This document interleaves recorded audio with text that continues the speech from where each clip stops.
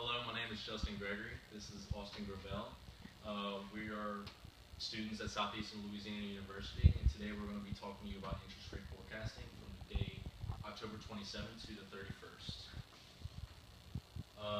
Factors that change the yield curve. This is just a weekly highlight, basically, and there were three major events that changed the yield curve.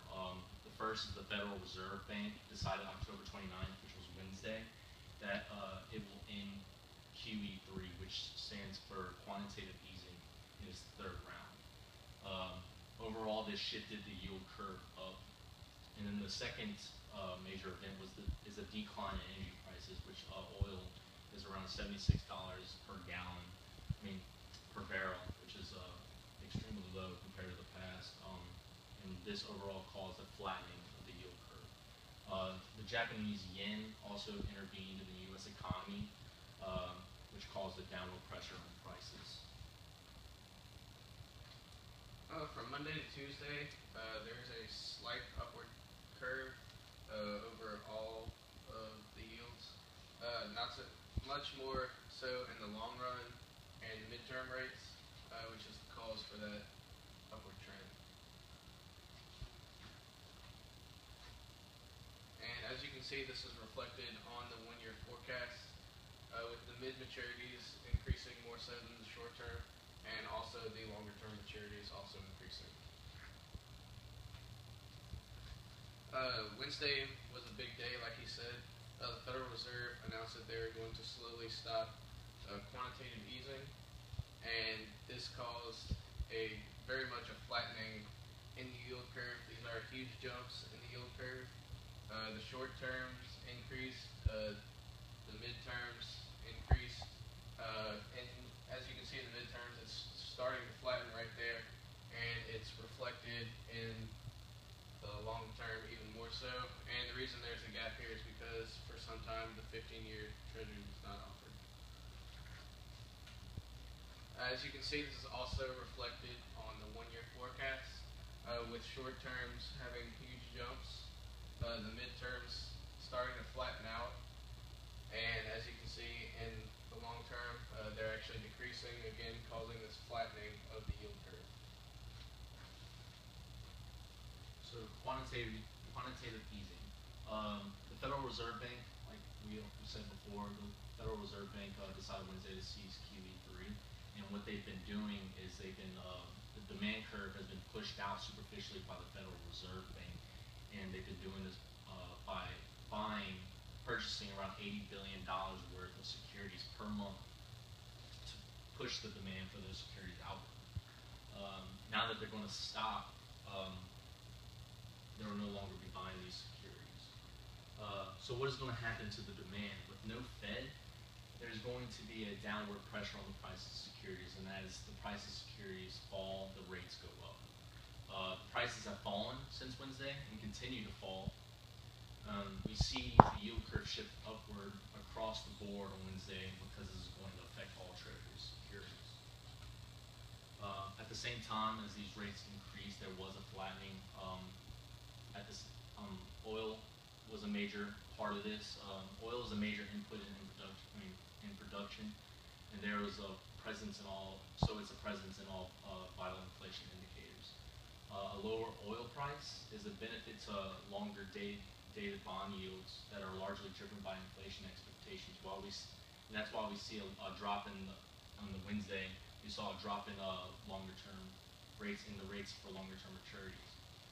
The price of the long-term treasuries was actually rising, causing the rates of the long-term to fall slightly. If people are willing to buy these 30-year treasuries, that must have meant that they have lower expectations for inflation. Okay, and Thursday you can also see this trend continuing with that flattening even slightly more. Not so much as Wednesday because there wasn't a big event that day, but it is still continuing to flatten with the mid-maturities increasing and the longer-term maturities decreasing, again causing a flattening. And as you can see, this is also reflected in the one-year forecast, with the shorter to mid-term maturities increasing and the longer-term maturities starting to decrease.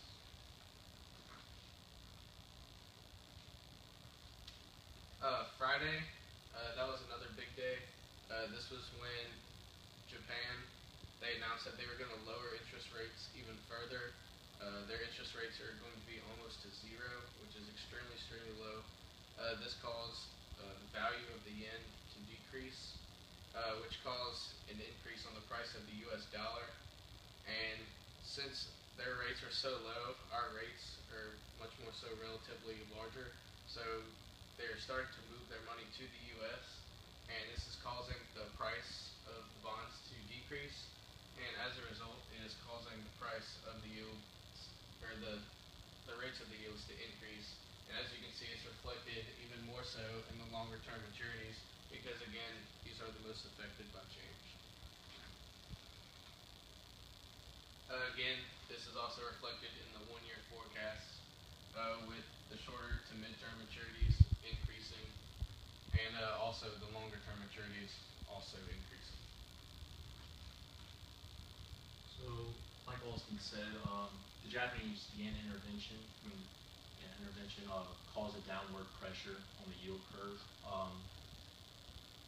Japan is lowering their interest rates, which means that the United States has relatively higher interest rates, and the prices will fall, which will increase the rates overall.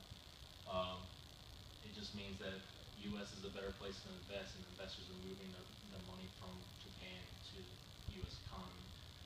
This leads to the supply of local funds coming our direction. There's plentiful money coming to the U.S. because of their intervention. This is the forecast, the yield curve for the whole week. As you can see, the changes are extremely visible in this one. Across the board, the rates increased. However, they increased much so more in the shorter to mid-term securities, not so much in the longer-term securities. And again, when you have rates increasing more so on one side, that's causing the overall yield curve to flatten. Again, the reasons are the United States decided to, in their quantitative easing, the Japanese yen influenced all the rates to go up, which is why you see them go up across the board. And also, energy prices are also causing this graph to flatten. Again, this is even more so reflected on the one-year forecast. As you can see, huge jumps in the shorter to mid-term securities with less obvious jumps in the longer term. However, there are still slight rises.